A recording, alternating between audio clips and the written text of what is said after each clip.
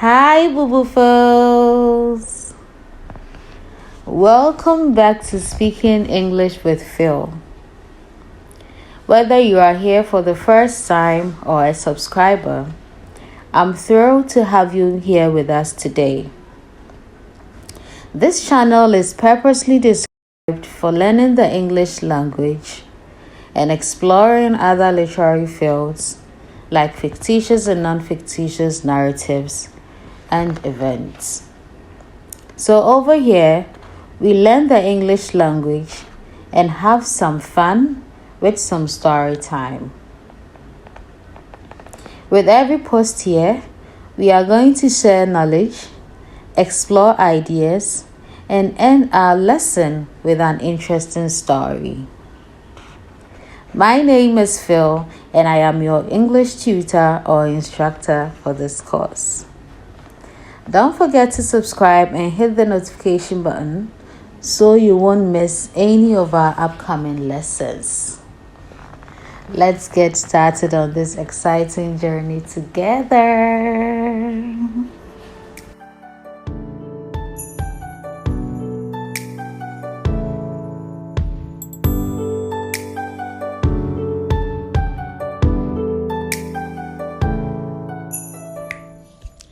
In our previous lesson, we explored 12 of the 26 English alphabets and also shared a part of a story about a boy called Malik. This lesson is going to be a continuation of both.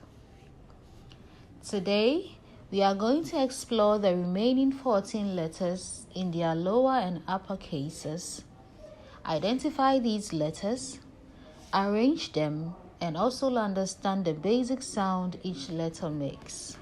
Before we delve into the adventure of learning the English alphabet, I promise you guys that I'll be continuing the story about Malik in our next lesson, and that is exactly what we are going to do now. If you would love to hear the first part of this story, kindly go watch our previous lesson, then return for the continuation. Despite the doctor's best efforts, Malik's condition continued to deteriorate. His parents, distraught and desperate for answers, learned that the source of the food poisoning was likely contaminated food served at the party. The community was in shock, as they had never experienced such a severe incident during their celebrations. Malik was transferred to the intensive care unit as his symptoms became more severe. His body struggled to cope with the toxins from the contaminated food. Doctors administered intravenous fluids to rehydrate him and medications to control the vomiting and diarrhea. Malik's small frame was battling hard, but his condition remained critical. Word of Malik's plight spread quickly through Phyll. The community, known for its close-knit nature, rallied around Malik's family. Neighbors and friends offered their support, bringing meals and helping with chores. A prayer vigil was held at the local church where people gathered to pray for Malik's recovery. Despite the outpouring of support and the medical team's relentless efforts, Malik's body was unable to fight off the severe effects of the food poisoning. His organs began to fail, and he slipped into a coma. The doctors informed his parents that there were little more they could do. Malik's parents were faced with an unimaginable decision as they watched their beloved son struggle for life. On the third day of his hospital stay, Malik's condition took a turn for the worse. Surrounded by his grieving family, Malik passed away peacefully. The entire town of Phyll was devastated by the news. Malik's death was a stark reminder of the importance of food safety and the fragility of life. In the wake of Malik's tragic death, the community of Faomanye came together to ensure such an incident would never happen again. The town executives, alongside health professionals, implemented strict food safety regulations for all community events. They organized workshops on safe food handling and hygiene practices for parents and vendors. Malik's story became a catalyst for change, highlighting the critical importance of vigilance in food preparation. To honor Malik's memory, the community established the Malik Foundation for Food Safety, aimed at educating others about the dangers of food contamination and promoting safe food practices. Each year on Malik's birthday, the foundation hosts an event to raise awareness and funds for food safety education programs. Malik's untimely death was a profound tragedy for the town of Faomanye. However, it also united the community in a shared mission to protect their children and ensure the safety of their celebrations. Malik's legacy lives on through the continued efforts to promote food safety and the unwavering support of the community that loved him.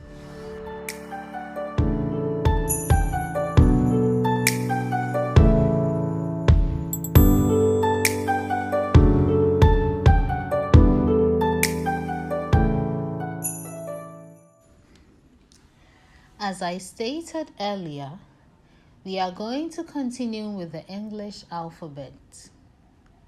In our previous lesson, we explored the letters from A to L. Today, we are exploring the remaining 14 letters. Without wasting much time, let's begin. The letter M is the 13th letter of the alphabet. Written at the top right corner of the first box is the letter M in its upper and lower case. Let's pronounce the letter M together. M. One more time. M. And for the last time, M. And since we are using the names of fruits for our presentation, the letter M stands for a melon. M stands for what? A melon. Good. Our 14th letter of the alphabet is the letter N. Written at the top right corner of the second box is the letter N in its upper and lower case. Let's pronounce the letter N together. N. One more time. N. And since we are using the names of fruits for our presentation, the letter N stands for a nectarine. N stands for what? A nectarine. Good. Our 15th letter of the alphabet is the letter O. Written at the top right corner of the first box is the letter O in its upper and lower case. Let's pronounce the letter O together. O. One more time. O. And since we are using the names of fruits for our presentation, the letter O stands for an orange. O stands for what? An orange. Good job. Our 16th letter of the alphabet is the letter P. Written at the top right corner of the second box is the letter P in its upper and lower case. Let's pronounce the letter P together. P. One more time. P. And for the last time, P. And since we are using the names of fruits for our presentation, the letter P stands for a pear. P stands for what? A pear. Again, a pear. Good job. Our 17th letter of the English alphabet is the letter Q. Written at the top right corner of the first box is the letter Q in its upper and lower case. Let's pronounce the letter Q together. Q. One more time. Q. And again. Q. And since we are using the names of fruits for our presentation, the letter Q stands for a quince. Q stands for what? A quince. Good job. Our 18th letter is the letter R. Written at the top right corner of the second box is the letter R in its upper and lower case. Let's pronounce the letter R together. R. One more time. R.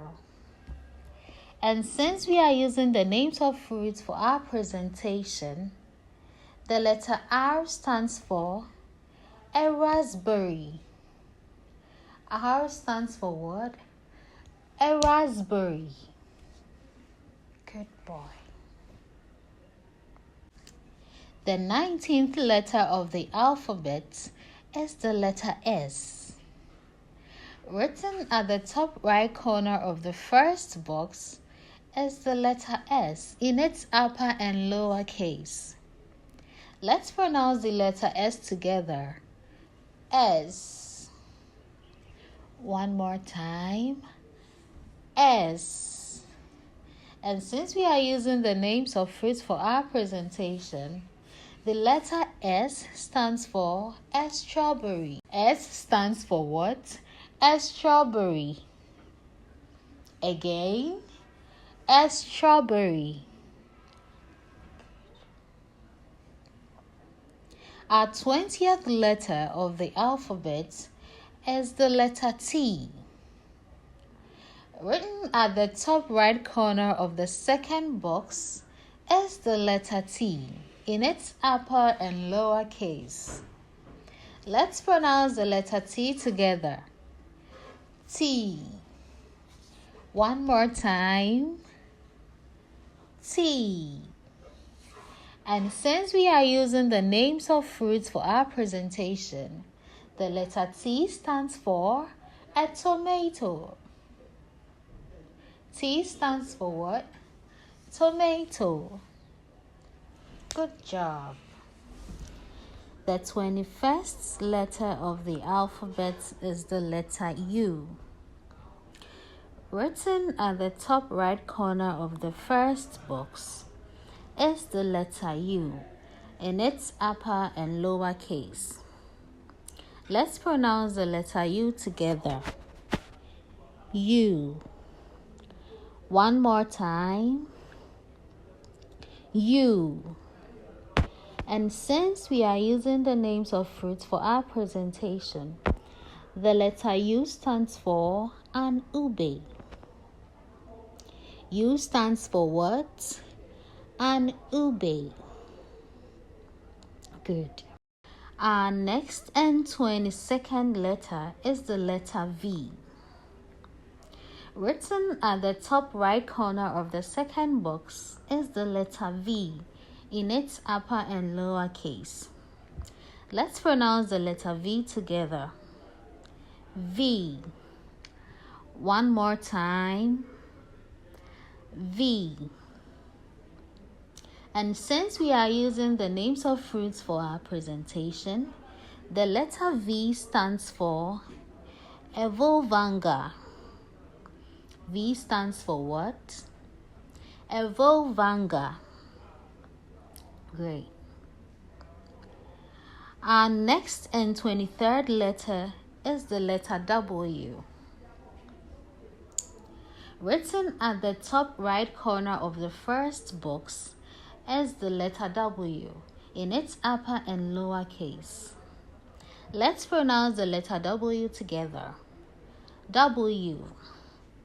One more time. W. And since we are using the names of fruits for our presentation, the letter W stands for a watermelon. W stands for what? A watermelon. Great. Our next letter is the letter X. The letter X is the 24th letter of the English alphabet. Written at the top right corner of the second box is the letter X in its upper and lower case. Let's pronounce the letter X together. X. One more time. X. And since we are using the names of fruits for our presentation, the letter X stands for Zimania. S stands for what? Zimania. Great. Our 25th letter of the English alphabet is the letter Y. Written at the top right corner of the first box is the letter Y in its upper and lower case. Let's pronounce the letter Y together. Y. One more time. Y. And since we are using the names of fruits for our presentation, the letter Y stands for a yuzu. Y stands for what? A yuzu. Our next and last letter is the letter Z. Letter Z is the 26th letter of the English alphabet. Written at the top right corner of the second box is the letter Z in its upper and lower case. Let's pronounce the letter Z together. Z. One more time. Z. And for the last time, Z. And since we are using the names of fruits for our presentation, the letter Z stands for a zucchini. Z stands for what? A zucchini. Great.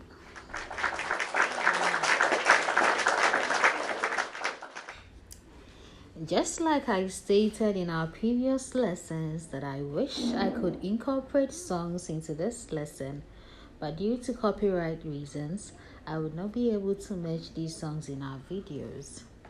However, these are tests you can practice which will help you in letter recognition, arrangement, writing, and understanding of the English language. This brings us to the end of our third lesson. I am thrilled to have you on this journey with me. Don't forget to subscribe and hit the notification bell so you don't miss any of our upcoming lessons. If you have any questions or topics you'd like us to cover, just leave a comment below. Let's learn and grow together. See you in our next video. Bye, Phyll.